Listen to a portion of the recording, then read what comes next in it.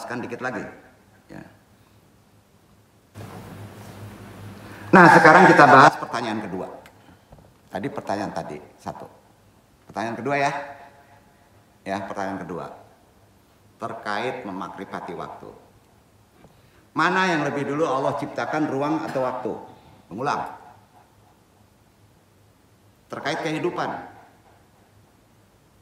Sebenarnya kata lebih dulu, nah ini dia. Tadi kata sebelum. Pada pertanyaan tadi merupakan konsep waktu. Betul? Iya. Lebih dulu pasti konsep waktu. Sebelum pasti konsep waktu. Secara tidak langsung kita sudah berasumsi bahwa waktu sudah ada lebih dulu sebelum ruang.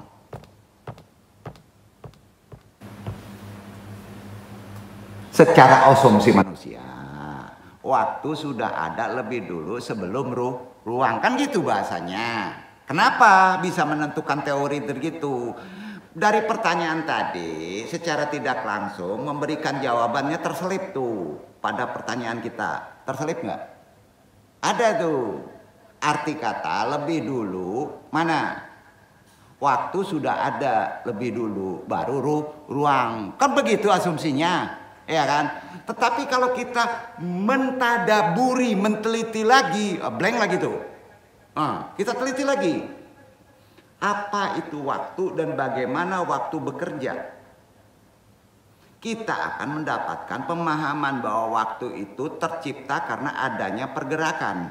Adik, waktu itu tercipta karena ada pergerakan dalam ruang. Geraknya dalam ruang tertutup. Baru ada waktu, betul kan? Nah, waktu yang kita gunakan secara aplikasi sehari-hari namanya apa, Pak? Detik, menit, jam, hari, minggu, bulan, tahun, dan seterusnya. Berpacu pada rotasi. Ruangnya, tempatnya di bumi. Duduk. Ini melesat nih. Ya. Dan revolusi bergerak bumi terhadap matahari. Bumi, matahari ada waktu tuh. Berarti bumi, matahari, galaksi ada ruang lagi. Duduk gak? Berlapis, ya kan? Nah, karena ada ruang juga yang disebut jagat raya. Nah, Quran nunjukin nggak? Berlapis-lapis nggak ruang? Itu dia. Nah, lalu kita berpikir, loh kalau begitu ruang dulu yang diciptakan Allah. Ya. Nggak pusing kepala kita tuh. Kan kalau begitu ruang dulu yang diciptakan Allah kan? Pertanyaan sekarang nih. Sarjana Al-Azhar. Dong jawab, mau tanya nih, ya, mau tanya. Gimana tuh jawabannya? Gimana jawabannya? Ayo. Kalau begitu ruang dulu diciptakan Allah. Tadi katanya waktu dulu, kan gitu. Itu teori pertamanya ya. Ya. Lalu kita berpikir, kalau begitu ruang dulu yang diciptakan Allah. Karena pada kenyataannya waktu berjalan mengikuti ruang, itu kan? Iya kan? Nah, itu teori pertama, simpan dulu. Teori filsafat itu sampai 13, 14, 15 tuh. Teori 1, teori 2, teori 3, teori 4. Teori Quran itu benar aja langsung. Nah, kalau orang filsafat tidak bertanya ke Quran, ancur-ancuran dah ilmu itu, Pak. Akan berubah terus. Nah, andung ajarin gimana cara bertanya kepada Quran. Syarat beratnya bertanya Quran. Pertama, Quran itu apa? Bukan bacaan biasa. Quran itu kalamullah. Jadi baca Quran nggak sembarangan. Karena bahasa Quran itu sifatnya dimensinya berbeda.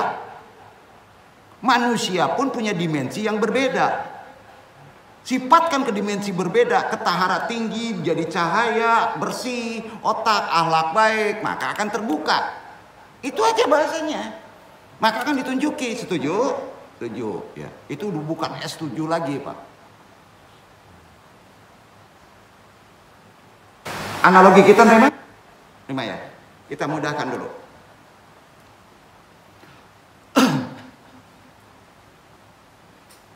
Teori pertama gitu. Teori tadi memang masuk akal kan? Teori itu masuk akal kan? Kalau ditaruh di kepala masuk akal. Untuk kita cerna sebagai manusia. Nggak masalah. Tetapi teori tersebut bisa dikatakan bahasanya. Kalau kita pintar. Teori tadi yang kita baca tadi. Itu bahasanya disebut gini. Bisa dikatakan sangat rasional. Apa? Sangat rasional, berlebih rasionalnya. Dulu paham ya? Sangat rasional. Sementara ini bukan jidal, ini memakrifati hukum waktu. Sementara alam semesta bisa dibilang, halo, Ikhwan Aris, Ikhwan Fauji, Ikhwan Aul. Alam semesta bisa dibilang sangat rasional enggak? Enggak, irasional. Alam semesta di samping rasional tapi dominan irasional. Duduk. Bener kan nih? Nah, itu dia.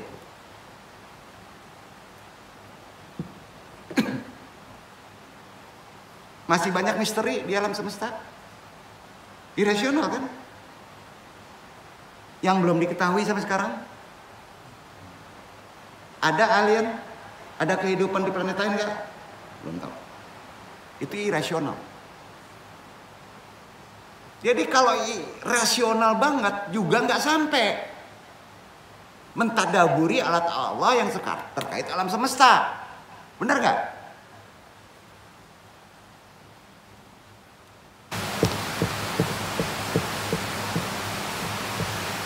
Jadi, apabila ruang tercipta terlebih dahulu dan waktu tercipta karena adanya ruang, apakah proses terciptanya seluruh kehidupan ini di alam semesta ini tidak memiliki urutan-urutan? Semua diciptakan pakai proses, berarti ada urutan-urutan. Nah, mulai puyeng lagi nih. Bener nggak? Ada prosesnya. Bapak cari duit harus jalan ke pasar gitu, ke dagang gitu kan. Ada urutan-urutan, ada tahapan-tahapan. Itu yang disebut ikhtiar. Orang tasawuf menyebutnya apa? Makomat. Sepakat? Itu makomat. Nah, udah paham ya? Nah, dikit-dikit ini nih. Mulai pusing nggak? Mulai pusing. Mulai pusing pikiran kita ya. Disinilah perlunya kalau pakai urutan Quran. Nggak bisa pakai ini. Nggak bisa pakai telahan kolbu. Pakai Quran. Tapi syarat bacanya dibaca, ditadaburi. Itu kata Allah. Betul nggak? Dibaca kemudian ditadaburi. Dan Quran bertanya ke Quran. Bahkan Quran bertanya. Baca dulu supaya kita paham. Quran bertanya. Kita bertanya ke Quran, berarti bertanya kepada Allah. Terkait permasalahan tadi. Karena kita masih bingung kan. Waktu dulu atau ruang dulu. Hud ayat 7 dibaca ya. Ini lah kandung nih.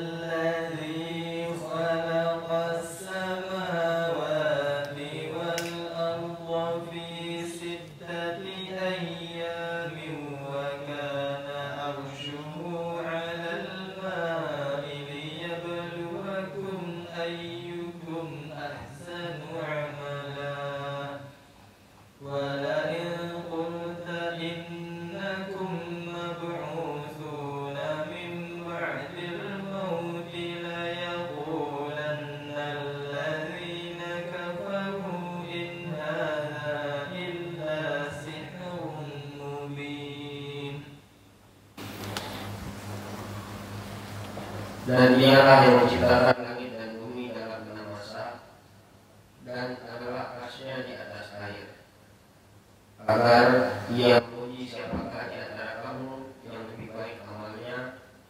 Dan jika kamu berkata kepada penduduk Mekah, sesungguhnya kamu akan dibangkitkan sesudah mati, niscaya orang-orang yang kafir itu akan berkata, ini dianggap hanyalah sihir yang nyata. Tadi hampir mendekati ayat awal sama dengan kata-kata jawabannya di Quran surat Hud. Surat Al-A'raf. Ya, Al-A'raf kan? Nah, tapi ada perbedaan. Sekarang dijawab sama Allah di Quran surat Hud. Betul kan? Dijawab sama Hud, ujungnya orang kafir pun jadi yakin, tapi karena dia kalah menyebut itu sihir. Ya, sampai Pak? Kejawab tuh. Ya.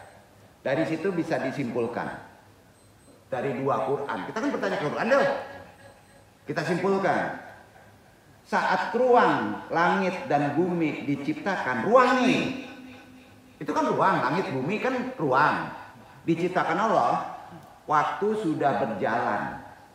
Waktu sudah berjalan. Dan secara tidak langsung manusia yang bersih akalnya akan paham itu. Langsung akan berkata bahwa waktu sudah ada lebih dulu daripada ruang. Waktu lebih dulu daripada ruang. Kalau di awal tadi ruang lebih dulu kalau ada waktu, karena itu ilmu filsafat. Duduk. Sepakat? Mau pilih ilmu filsafat atau ilmu Quran? Yang paling benar jawabannya. Ya silakan, hak antum. Ayo, silakan. Mau dipelintir? Nggak bisa. Nggak bisa.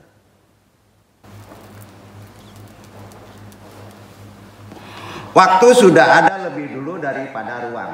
Silakan antum pilih, mau percaya sama filosof atau Quran. Itu hak kita, hak antum.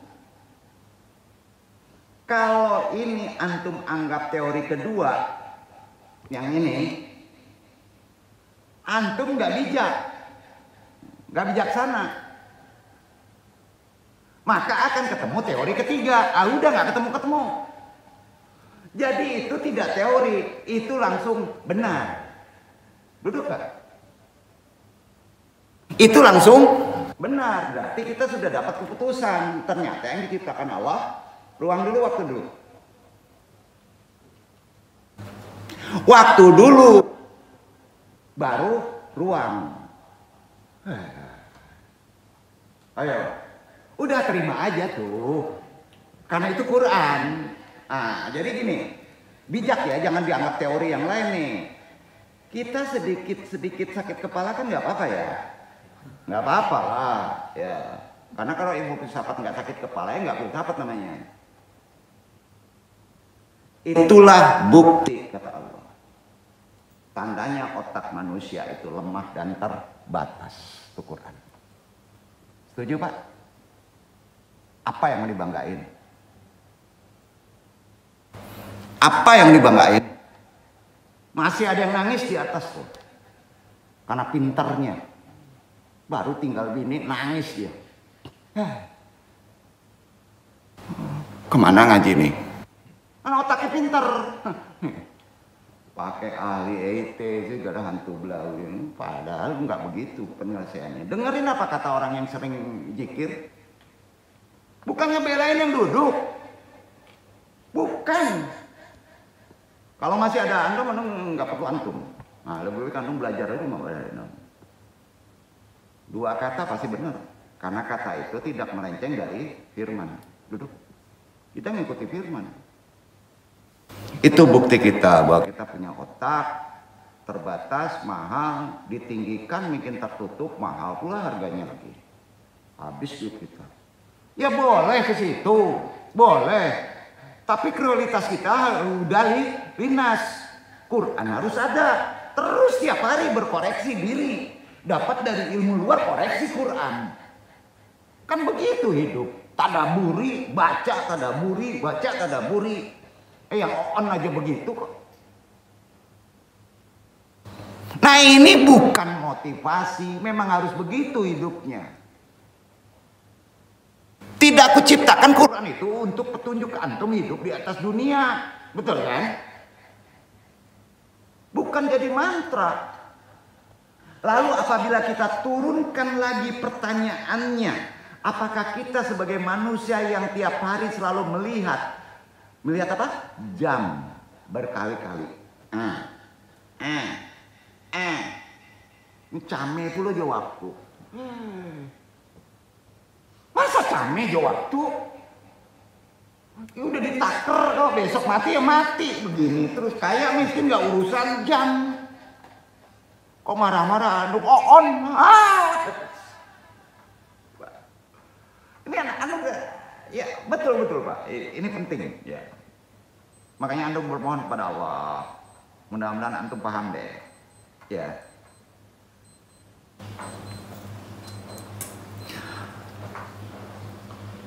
Mengenal apa itu waktu, atau bisa dikatakan memakrifati waktu. Apakah kita sebagai manusia yang setiap hari berada dalam ruang yang dimiliki Allah sudah mengerti dan mengenal apa itu ruang?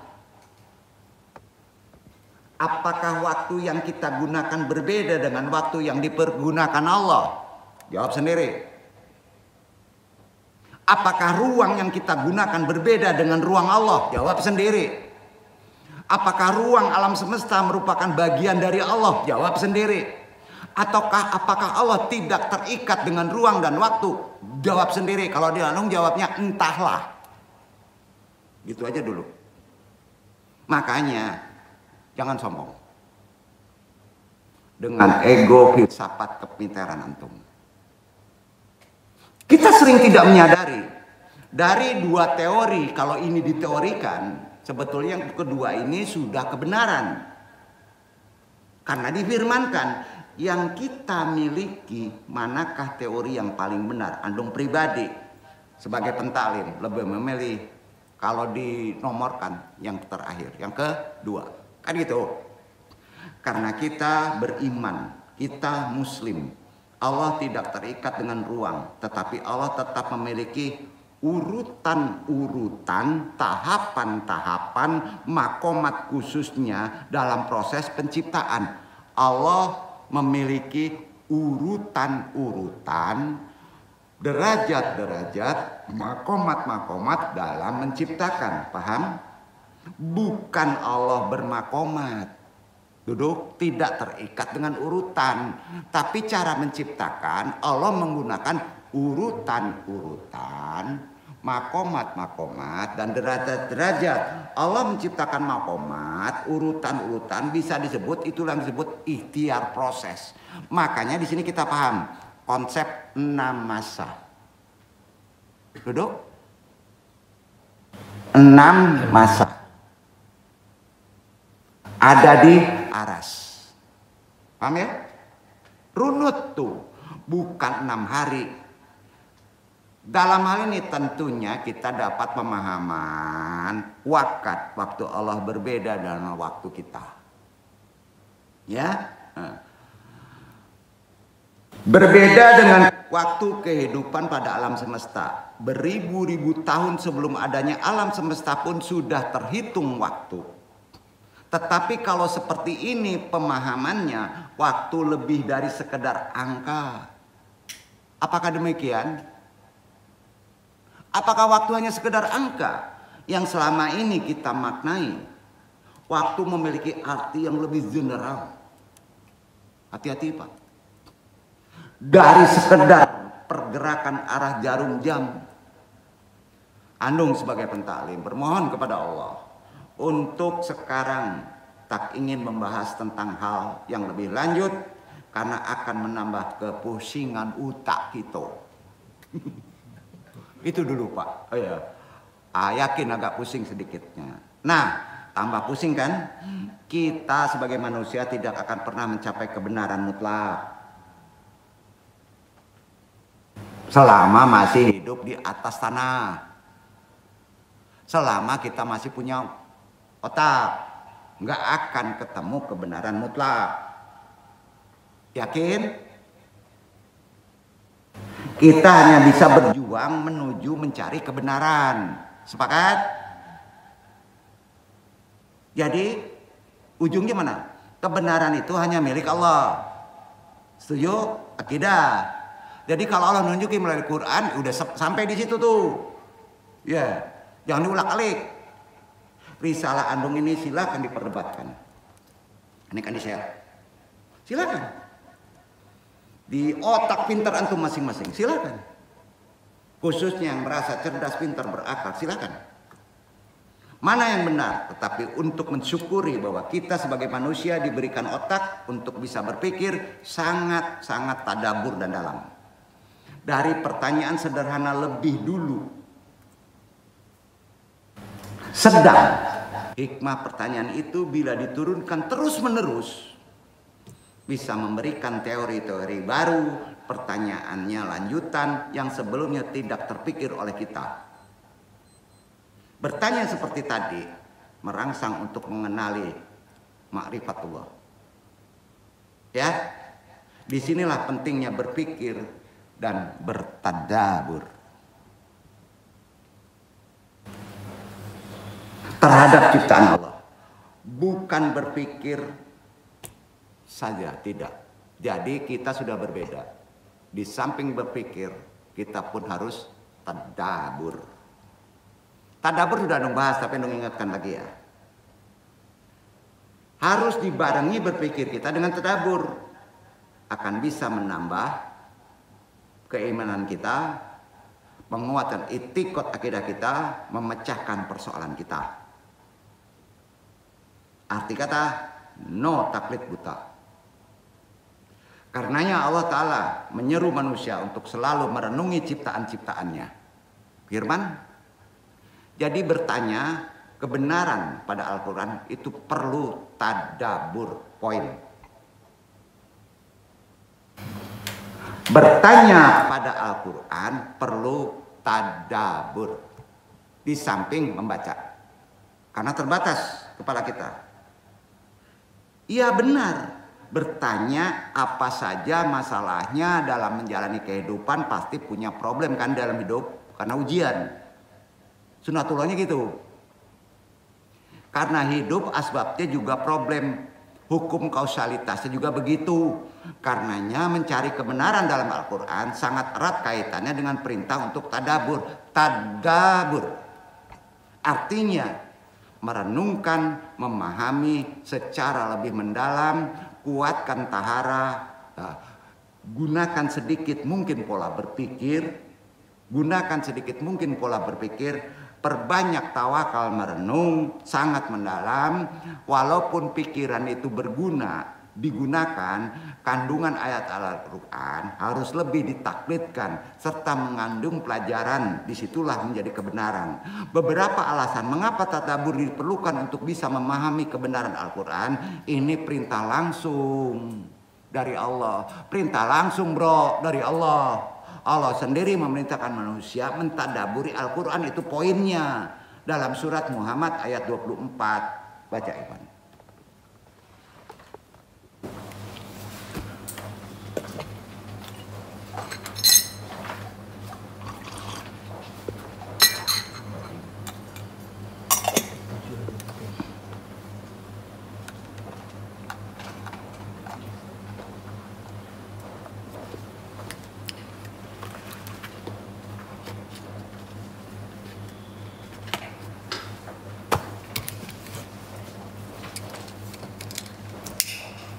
أفلا يتدبرون القرآن أم على قلوب أقفالها.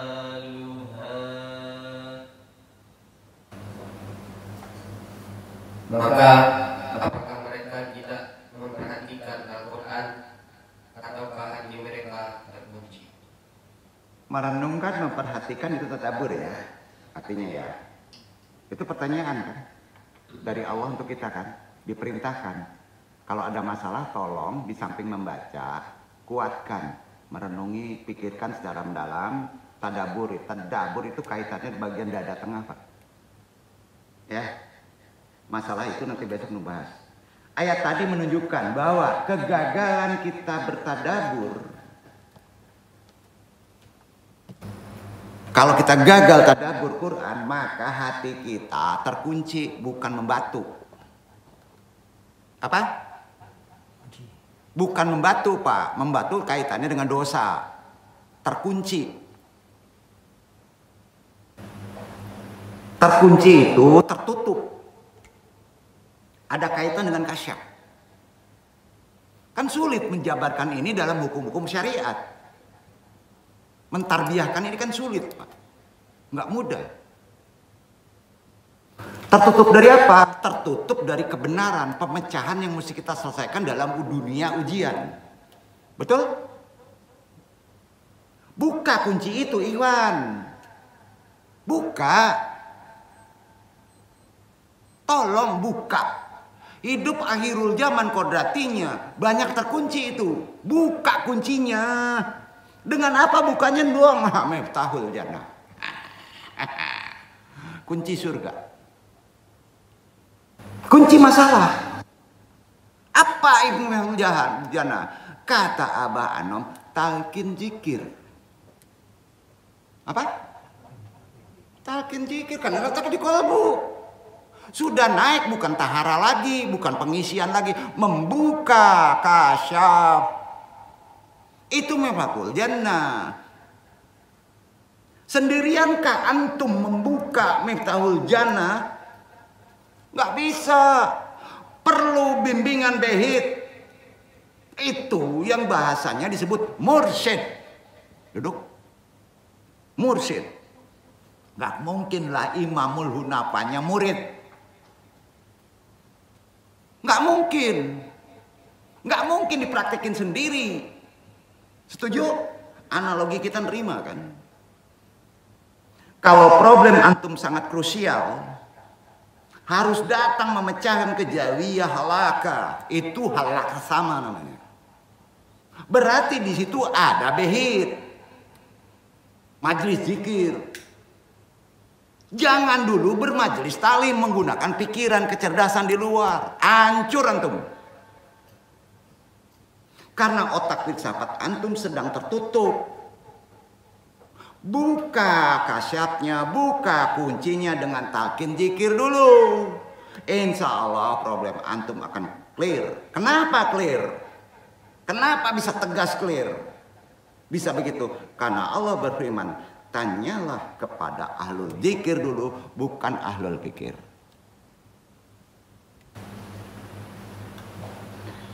Bukan malah menjauh. Itu problemnya. Disinilah pentingnya majelis zikir. Wallahu a'lam. Andung pancing untuk memahami konsep majelis zikir, talqin zikir dalam solusi kehidupan. Apakah untuk langit? Tidak. Untuk kita. Jadi Al-Quran bukan sekedar bacaan biasa, bro. Melainkan petunjuk hidup, huda. Huda.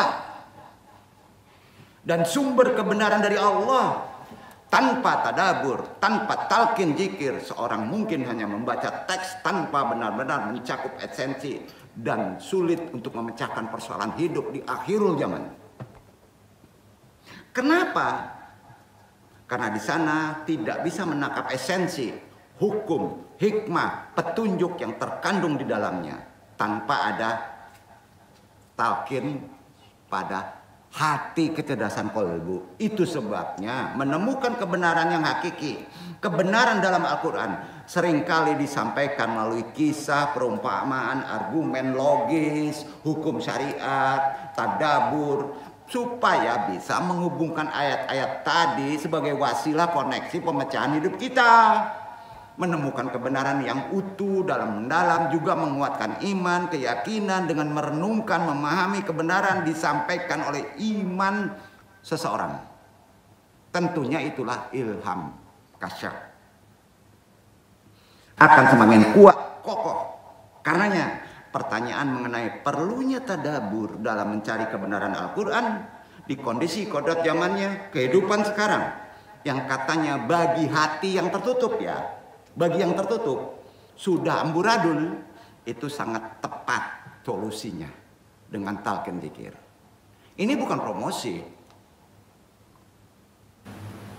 Ini didukung oleh ajaran Islam. Ada di Quran. Jadi dah jelas solusi tadabbur dan talqin dzikir nggak bisa ditinggalkan di kondisi sekarang. Itulah kunci untuk membuka khazanah ilmu, petunjuk dari Allah, kitab suci Al-Quran dalam segala problematika hidup. Wallahu a'lam bishawab. Mudah-mudahan ini bermanfaat untuk kita, ya. Dan tolong renungi, insya Allah di bab kedua kita nanti tamatkan di Jumat malam terkait satu pertanyaan yang agak krusial, ya. Apakah ilmu fisika bisa mengetahui, memecahkan semua persoalan hidup, mengetahui makrifatullah? Insya Allah besok, ya. Pailuan dong. Wassalamualaikum warahmatullahi wabarakatuh.